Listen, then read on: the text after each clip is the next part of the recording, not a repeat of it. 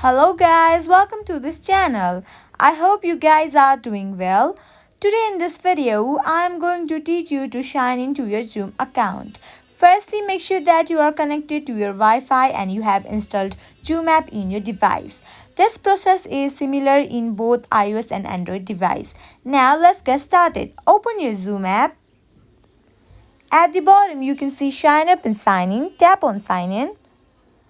Here you can sign in with SSO, Apple, Google or with the help of Facebook.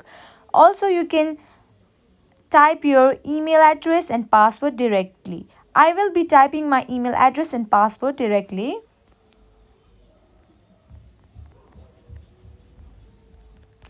After you are done, tap on sign in on the blue icon.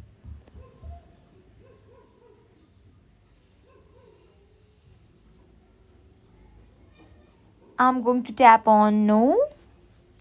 In this way, you can sign into your Zoom account. I hope this video helped you. At last, make sure to like, share and subscribe to this channel. Thank you.